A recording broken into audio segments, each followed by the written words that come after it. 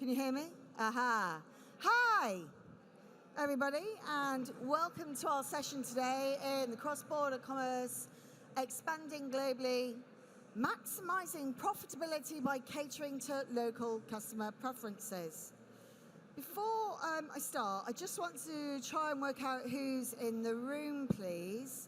Can you do a hands up for those that are merchants, actual brand owners? Can you put your hands up? Oh, thank you for joining. Okay, hopefully we'll help you sell more. And who are agencies? And tech providers? Okay, great, lovely, thank you. Right, and how many of you are already selling internationally? And is that one market, multiple markets? One market, multiple, okay. All right, great. And who's selling via their own website? Who's selling via marketplaces? And who's selling via social touchpoints? Interesting, great, all right. So, first of all, there's a QR code here. This will take you to the digital exporting program by the Department of Business and Trade, where you can get free support. Okay, so please do sign up for that. And a gentleman at the front here, Nin, who's my colleague, he will get in contact with you. So, another thing to know is that the eCommerce Trade Commission report that is called Small Businesses Big World, please download it. We had the chairman of the eCommerce Trade Commission yesterday, Marco Forgione, present, and he was saying about the stats from the report. All the stats show that if you're selling cross-border and internationally, businesses are more sustainable, more profitable, and there's more and more continuity. So it's imperative for that. It also shows about the importance of trade tech, and that includes marketplaces for those of you that aren't already on marketplaces. So, right, I'm Emma Jones from the Department of Business and Trade. Let's meet our experts. Would you like to introduce yourself? Yep, so I'm Natalie Dutton. I work at Kingfisher PLC. You might know us better as B&Q, Screwfix, Castorama France, and so on. And I work as Head of Analytics and Performance at Group. Thanks, Emma. Hi, everybody. I'm Michael Joules, Head of Marketplaces at Pertemba. If anybody doesn't know Pertemba, we ultimately enable brands to sell on marketplaces all over the world. And as Head of Marketplaces, my responsibility is sourcing new marketplaces all over the world and ensuring that we're actively trading and making a success out of the marketplaces that we are live on. Good afternoon, everyone. My name is Hamish Stacey. I work for an organisation called Mondelez International. That means nothing to you. Maybe some of the brands, no. Maybe some of the brands will. Cadbury Chocolate, Ritz, Philadelphia Cream Cheese, OREO. I've been with them for 13 and a half years. As you can tell, I'm not from the UK, but I am from fellow Commonwealth country in Australia. And I've worked in Australia for 9.5 years, sales, marketing, e-commerce, as well as the United Kingdom for the last 3 years, working as digital experience lead. And currently, I live in the United States of America, and I look after OREO's consumer data agenda. So truly cross-border. Truly, yeah. I embody cross-border. See what I did there? Okay, right, let's get to it. So we know, let's talk about research first. We know that research and strategies and understanding is important to understand local customer preferences. We know that purchase behaviours are different in international markets, and it's key for you to sell overseas. So, Natalie, you run several marketplaces, websites over multiple markets. What's your approach? Yeah, so I guess one good example I can reflect on is A/B testing. So we do quite extensive A/B testing, and we have to think about lots of different elements within that. So that might be a market-by-market approach, and also making sure that we don't have to build tests 3-4 times over, so that we can factor in variations that focus on market nuance and then find the best fit for the customer. So one example of this in particular is around site search. So to just give a sense of scale, site search revenue contribution is around 60% in some of our biggest banners. So it's a huge revenue driver. So any changes to this and improvements we can make, market by market, that sees huge revenue gains and uplifts. So one test we ran starting last year, and which has carried on into this year, is around type ahead search. So you have your on-site search box, you start typing in your keyword, and after that you'll get some results that populate. So what we wanted to test was the quantity of search results that we were providing, and look at whether there were variances both between desktop and mobile, and then also market by market. So we saw quite different results across each market, which we were quite surprised about. So the test focused on having either 6, 8, 10 or 12 keywords. And what we saw in B&Q, which is where we tested this first, is that the preference was to have more keywords, so 12 keywords on mobile and desktop, so it was quite static across both devices. We then tested this on France, and that was where we started to see more nuance in the market. So the preference was much more towards having a different experience on mobile to desktop. So we saw 8 results was the sweet spot on mobile, whereas 10 results on desktop was the right option on desktop. And then this year, literally within the last couple of months, we've tested this on our Polish brand, Castorama Poland. And again, we saw quite static results across mobile and desktop. But I think what it shows is that obviously everyone wants different things. We have to factor in the kind of the length of the search result as well. So obviously that'll be a lot longer in the Polish language than it would be in English and potentially French. And then I think another example that would be good to share as well is around frequently bought together. Again, quite different results that we saw across the UK and the French market there. So frequently bought together, for those that don't know, is a block that we provide around recommendations that supplement products that you might be looking at. So for instance, if I've got paint, I'm looking at a paint product, I may then be offered alternatives to supplement that, like paintbrushes or masking tape. And what this test did was test whether having the recommendations block underneath the imagery, underneath the product details, or at the bottom of the page performed better.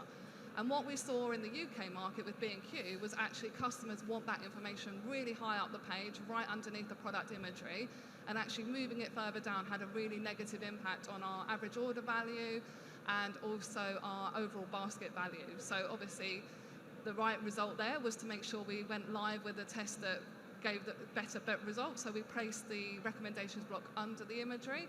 And then for France, what we actually saw is customers had more of a sway to look at the imagery, then the product details, and then look at recommendations. So there was a clear need to see more information about their product before they then went on to make a conscious decision around whether they needed these supplementary products.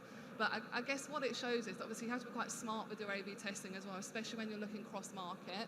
You don't want to have to keep building tests over and over again. And also just be aware that you can't just accept that, oh, if I test this in the UK, it will blanket work across different markets, because even within Europe, we're seeing quite differences in consumer behaviours and trends in the way they like to shop. So, yeah. Yeah, that's fascinating, actually. Thanks for that. And I do think that really shows, you know, the importance of understanding your target audience and Definitely. the market idiosyncrasies. I mean, Hamish, you run campaigns in 150 markets worldwide. You must see quite a lot of differences between those markets, and that's a big challenge. So how do you effectively manage all this? So if we look at Mondelez, we've sort of got maybe 4 big global brands, right? Brands that are representative in over 150, 175 markets. They are Cadbury, OREO, Toblerone, and Ritz. And then about 40% of our portfolio are local jewels. Something like Maynard's Bassett's is a local jewel here in the United Kingdom. And if you're looking at, say, expanding across Europe, our brands are Milka and Lou Biscuits. Now, what usually happens with our brands is everyone, or the different marketeers in different countries, are so competitive with each other that no one really wants to take a good idea from the UK and launch it in Germany, because they want to do things on their own. Now, what the main challenge with that is, you're not maximising and scaling activations that are working well, and you're not minimising activations that you know won't work well. So one of the things that we apply in our organisation is standardisation via frameworks. Whenever we're looking at launching our products into various markets and bringing consumers into our purchase funnel, we have 7 different criterias for value exchanges. So 3 of those 7, I can't give away all the secret sauce, but 3 of those 7 are things like using a sweepstake or a competition to generate consumer interest. Many of you might be familiar with that. Another one might be exclusivity, unlocking some form of exclusivity for our consumers or customers in that market. And another one might be something such as convenience. By applying a consistent methodology, what it enables us to do is, as we test value exchanges and products in different markets, we can collect the KPIs for those products and plug them back into value exchange categories. Then over time, what ends up happening is you've got trends that start to emerge. For product A or category A, is it a value exchange of promotions and sweepstakes that is working best to drive that product in that market? Or is it offering consumers some form of exclusivity? By having a standardized framework of which you apply across multiple markets as you expand into them, you can very quickly synthesize what is working for you and what is not working for you. So you can actually start doing more of the things that will benefit your business rather than a spray gun splatter approach of just trying to do absolutely anything. That's really interesting, actually. So it's like local. So it's kind of like an international framework to localize the content to benchmark. Yeah, the catchphrase is local first, but not local only. Okay, nice. Yeah, so in empowering local markets to make their own decisions, but with the guidance of a global direction, but that global direction is actually set by success in those various marketplaces, and therefore the collection of key campaign or consumer data and making it available for future business decisions is incredibly important. Yeah, I like that a lot. So Natalie, and thanks for being patient, Michael. Natalie, I want to ask you, because obviously, Kingfisher, you own first-party data and third-party data. Yeah. And how do you manage that to effectively optimize your digital channels? Yeah, sure. So I guess, again, I guess I can draw an example here around content generation and how we sort of vary that across our first party and our marketplace offering. So one initiative we've been looking at is how we use AI and how we use that to help support our content generation across Kingfisher. So there's 2 sort of case studies that we've been working on from a content generation perspective. The first is Castorama Poland. So we had a huge site migration last year where we moved from one platform to another. And what we actually needed was a third-party tool that we could use to help us fill some gaps. What we found is, as part of that migration, we lost data and information on around 10,000 products, and obviously that makes things very difficult for then the customer to find that information. So what we did is we used this tool to fill content gaps, make products more discoverable, fill in missing text specs, and also flag imagery issues. So it was a great way for us to be able to fill that need very quickly, but with and efficiently, but also maintaining quality. And then the other example is around Castorama France and B&Q. So again, we've used generative AI to look at how we can infer and extract information to improve the quality that we're delivering on our product pages. So this could be to help make products more visible through SEO, through search results, and also by doing this we're improving our filter effectiveness.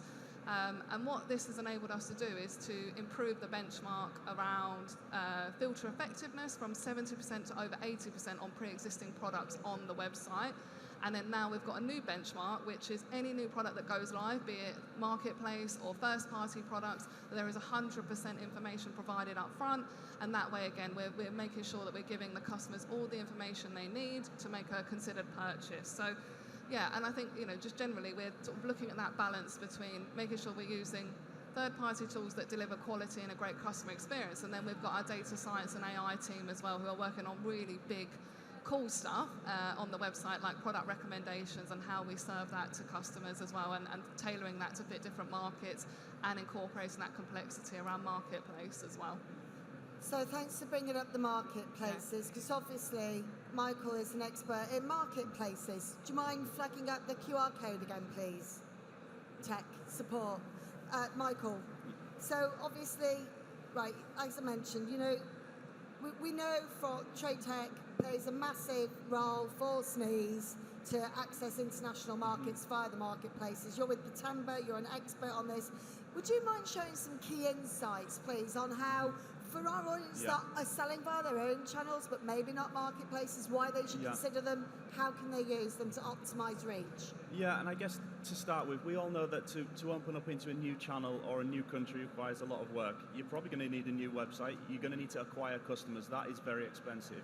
The secret and the beauty to marketplaces is ultimately marketplaces already have loyal customers. They already pay to acquire those customers. And what you can do in marketplaces is ultimately push your product in front of customers that already exist. So a really relatively easy route to market that's inexpensive and allows you to ultimately, in a lot of cases, test and trial in new markets. So I think in terms of that effectiveness, I want to kind of go through 3 main points. So one fundamental point, language and translation. You know, there's a huge amount of tools out there that can do translate for you, that can do it relatively cheap, sometimes do it quite well, not always do it very well. There's AI out there, which personally, we don't fully trust it yet, certainly not with translation. It will say things you don't really want it to say. So we kind of, as a business, we pride ourselves on having native speakers from a huge number of countries. And if we don't have native speakers for kind of smaller countries, we will, you know, go to native speakers to acquire their knowledge. So you need to get that fundamental right. If you're going to list your product in a country, you want to give the customer the most localized domestic experience, even as an international seller. You don't want to look like you're doing a half effort, or maybe even look like your product isn't real or legitimate. So let's get that bit right first. And then moving on to pricing and pricing strategy. And I think this is really interesting, and I think we can break this down into 2 main parts, depending on what you're selling. So scarcity of your product and price elasticity of your product and the territory that that's going into. So if you're selling into, let's say, Australia, you're selling a strong British brand, you might not be able to get into Australia, but you're exporting there, you can charge a premium, and that's okay. The Australian customer will pay a little bit more to get that British product. If you're exporting into countries that are more affluent, so let's say the UAE, Switzerland, Japan, again, you can charge a premium. Of course, there's a flip side to that. If you're selling into markets like the UK, Eastern Europe, it goes the other way a little bit. So you need to be conscious and actually strategize your pricing by country and by territory. And I think, you know, we as a business, we're on 135 marketplaces all over the world, from the UK, across to New Zealand, everywhere in between. We certainly haven't been to all those countries. We don't know when we, you know, first started in those countries, we didn't know the oddities, the little things that you don't know. So a key bit of advice there is really leverage in-country relationships, account managers, the people that are there. We launched on Decathlon Czech Republic last week, and it's just so valuable to sit down and speak to the people that are in the Czech Republic that know what are the expectations of the customer. How do they want their orders delivered? Should you be using lockers, or do they expect home delivery? You know, all those oddities that you can't get as somebody that's sat in an office in Leicester. Speak to the people that are there, get their expertise. Yeah, I think that's really important, and it's also to do with like your brand values and customer perception as well per market. You know, like going into the States, if you're a premium brand and you go too cheap, they won't buy it because they'll think you're no good. You know, or if you're going into like another market and you're too expensive, of course, then they're not going to buy it. So it's important to do desktop research as well, do competitive research to understand your price positioning. But obviously, Natalie, again, back to managing the marketplace as well. How do you find the pricing? Yeah, so I'm less involved on the pricing side of things, but more involved with the payment side of things and looking at how we measure effectiveness through payments.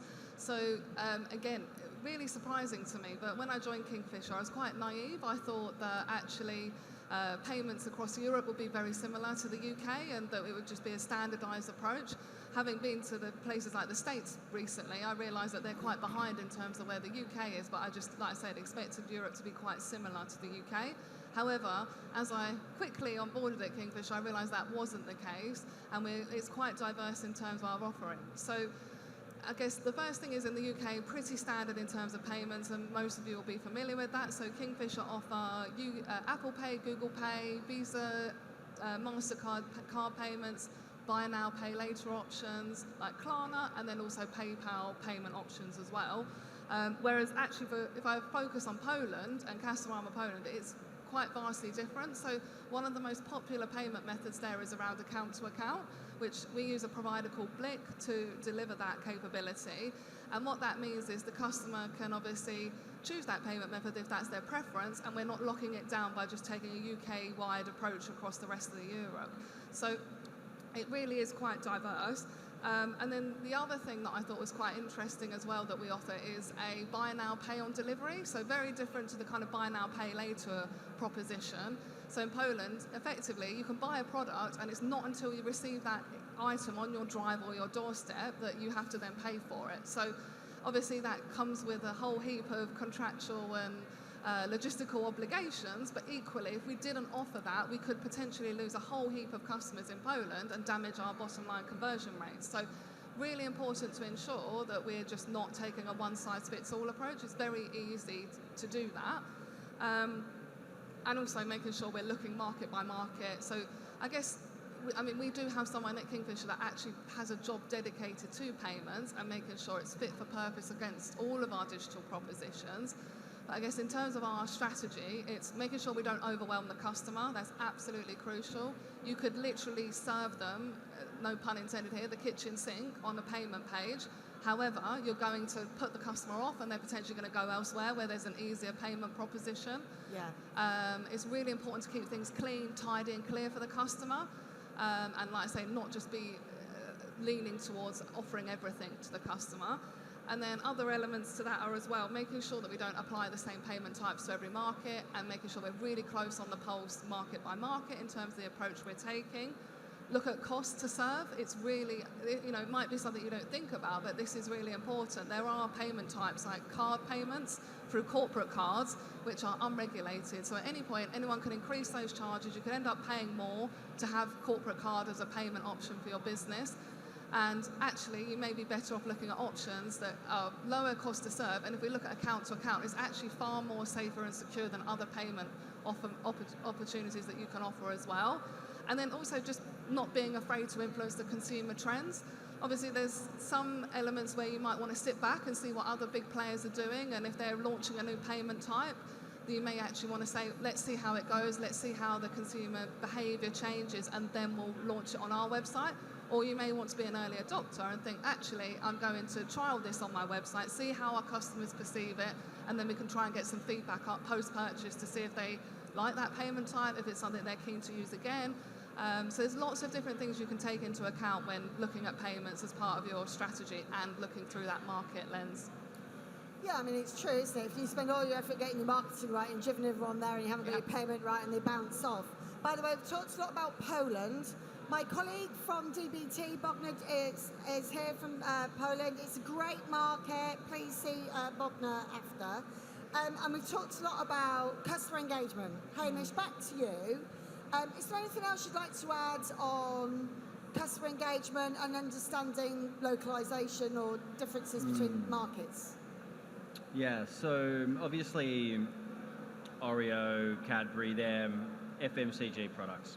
And they cost about £1.50 for a block of OREO chocolate and about £1.75 for OREO biscuits. So if we want to continually engage our audiences, we need to borrow audiences through partnerships.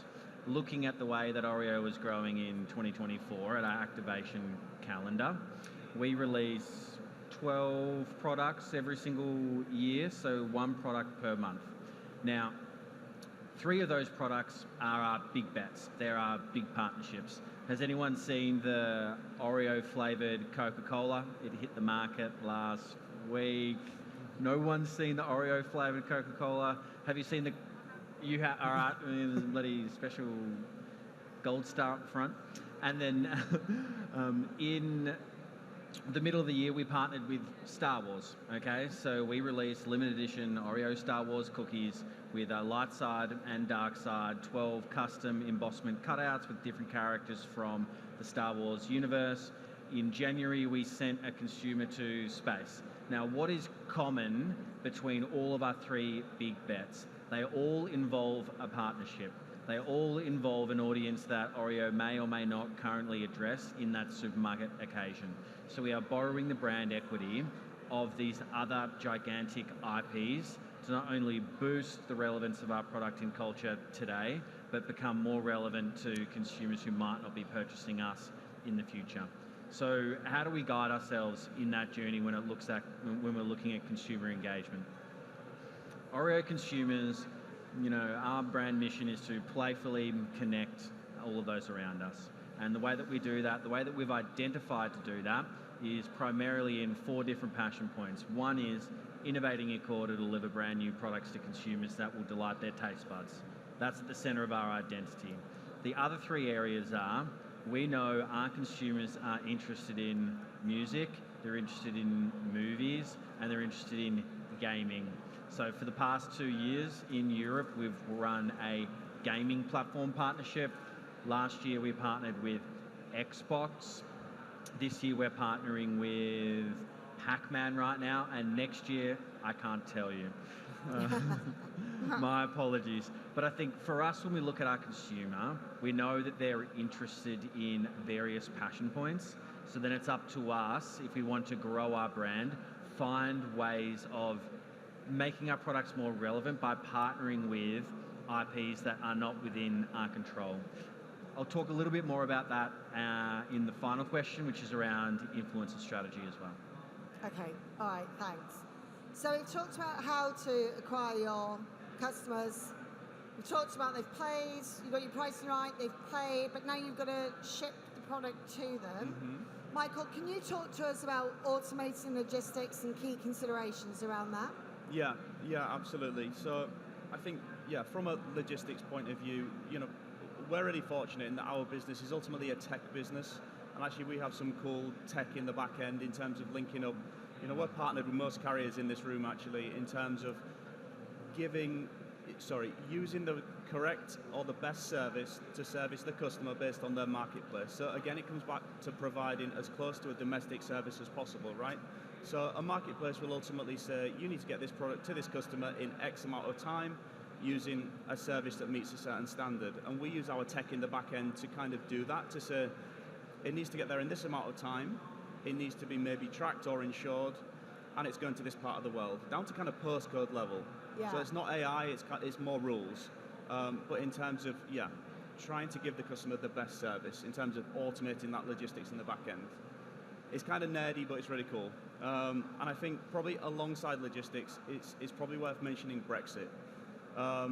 Because that's obviously changed cross-border a lot. Our business is at least 60% export, probably even a little bit more.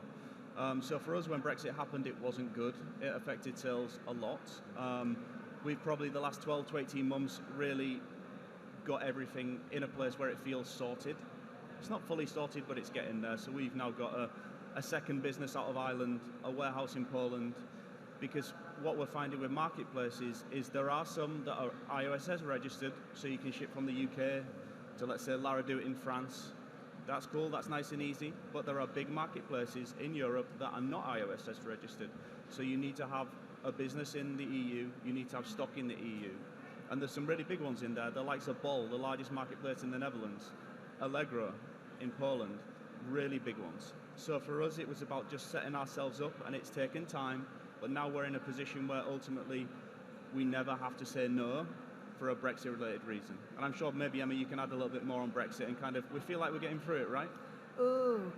Okay, so look, I'm going to refer you all back to the QR code again. If you haven't scanned this, it's for DBT support to help you with market access issues. But we also do a lot of upskilling, like free webinars, masterclasses. We partner with marketplaces like Allegro that are just on the corner over there, where we'll get you preferential rates and work very closely with Bogner as well.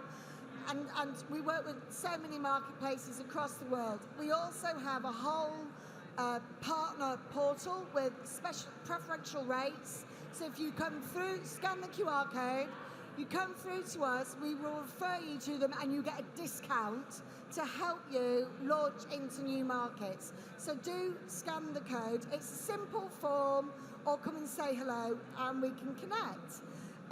So going back then, okay, we've talked about marketplaces. I want to touch upon TikTok, Michael, and TikTok Shop. There's been a lot of talk over the last couple of days here about TikTok Shop. There's no denying the strength and the power of TikTok Shop and the reach that it has. How do you compare that to marketplaces? So for us, TikTok Shop, we launched in the UK and the US probably about, I think, 10 to 12 months ago on both of them actually, and it was our first kind of jump into social commerce, proper social commerce. Kind of Facebook tried it, but then TikTok really went in on it. And for us, it kind of changed our marketing. So we kind of have a marketing strategy by marketplace, really, actually. And this changed what we're doing in terms of producing content, leaning on our brand partners for content and pushing that out. And again, we found working with the guys at TikTok, if you can speak to them, they're really good. They know exactly what you need to do and can advise you. So for us, it's changed. You know, historically, marketplaces are kind of PPC driven or cost per click advertising. TikTok's very different. It's that content. It's targeting that younger demographic of customer. So yeah, it's exciting, and I think it's probably our first step into social commerce properly. I think we're going to see it more with Shein coming along, and I think TikTok, it's kind of rumored Europe will be coming very soon. I hope it's coming very soon. So yeah, it's interesting.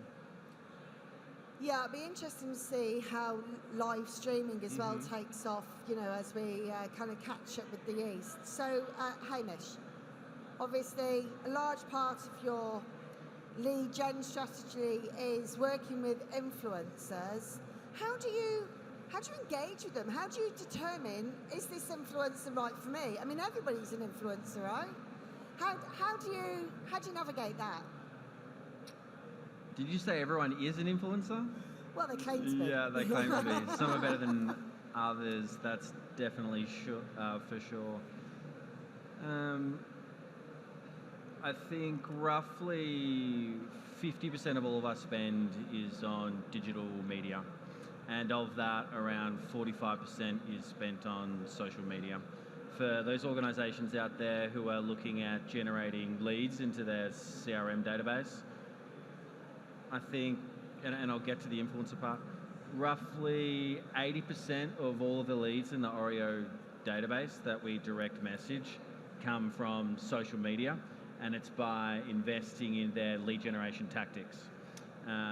The beauty of that is you can gather first-party data 100% natively on platform. You have no click out, and what that means is you can capture all of the necessary information in that single ad unit, and it's significantly cheaper.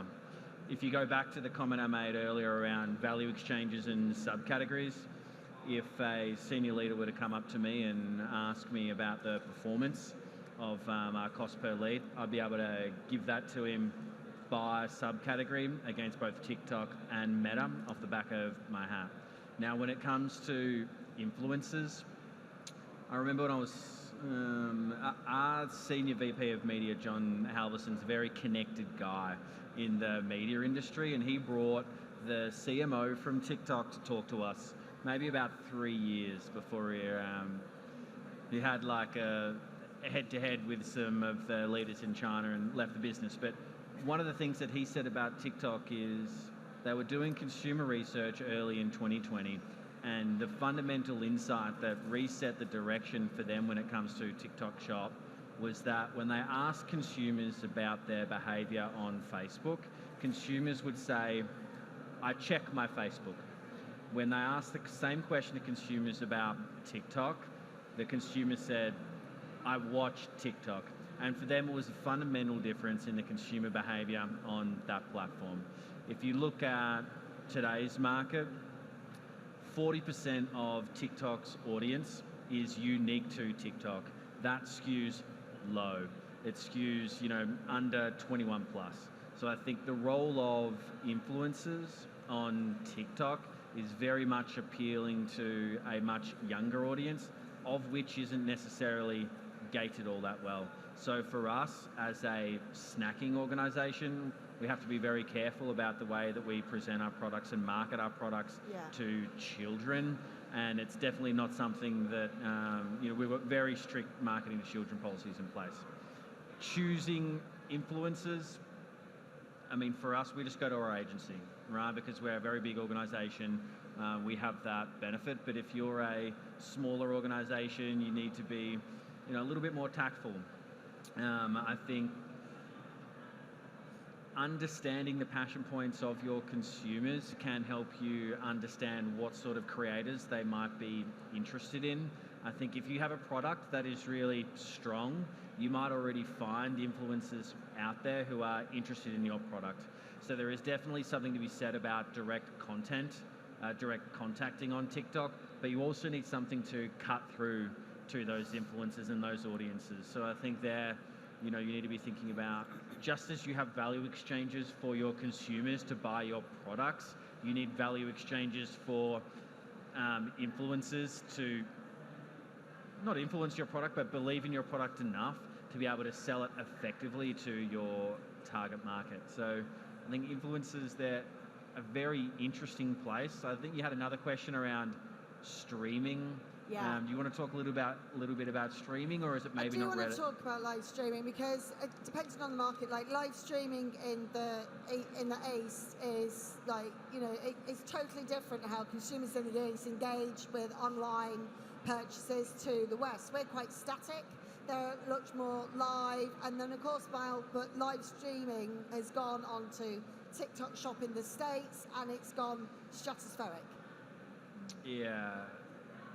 Does anyone here fundamentally believe that live streaming is a new thing? Because I was thinking about that question, and I'm like, live streaming is not a new thing. No, but we don't Shopping do it in channels this country. on TV are live streaming, Socials, are they not? Though. Yeah. We don't have those calls that you have in like China or Japan. Yeah. For Mondelez, the only place we've been effective in live streaming is China. I think if any of you out there invest in paid media, your agencies will come back to you and they'll give you a bunch of KPIs. They'll give you CPM, CPC, a view-through rate, and maybe even a 3-second view-through rate. Why do they give you the 3-second view-through rate? Because that's how long it takes your message to get across to consumers. So it's a measurable benchmark.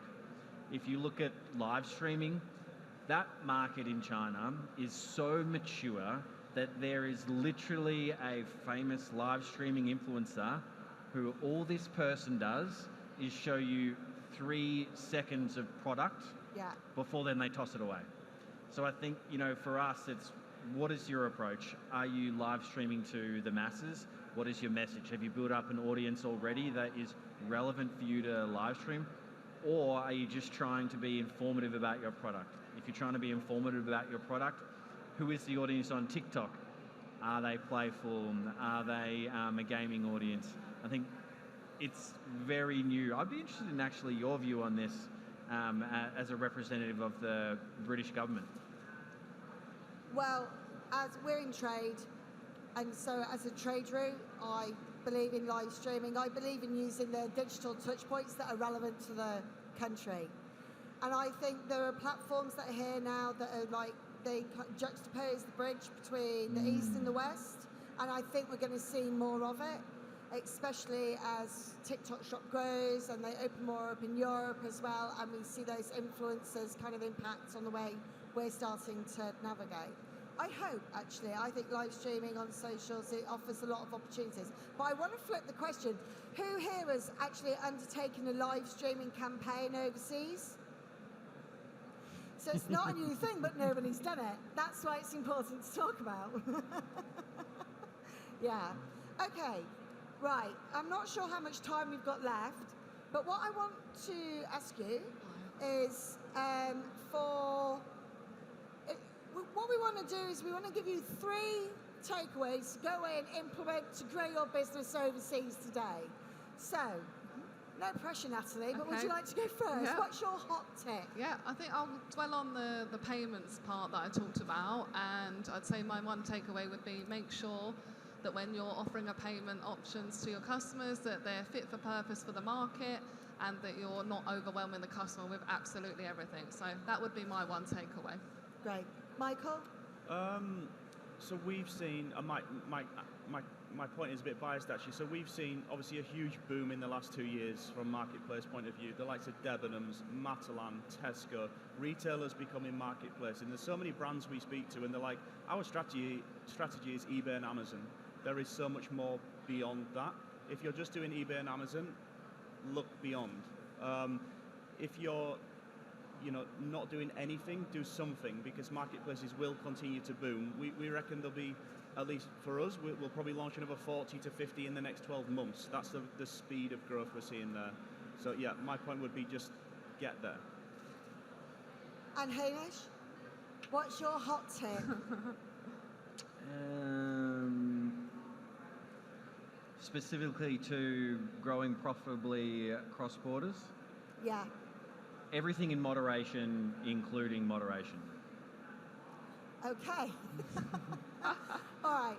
So my hot tip is to scan the QR code, get in contact with us, actually, okay, and then we'll help you. And if you don't want to do that, just come and talk to us, but also diversify your marketplaces. Go to Allegro and tell them that DBT have sent you, okay, and go and talk to them, okay. And I think we're wrapped. Unless anyone has a question, does anyone want to ask the panel a question? No, we'll wrap up. Brilliant. Thanks, guys. Please, round of applause for our great panelists. Thanks, everybody. Thank you, Really Emma. appreciate that.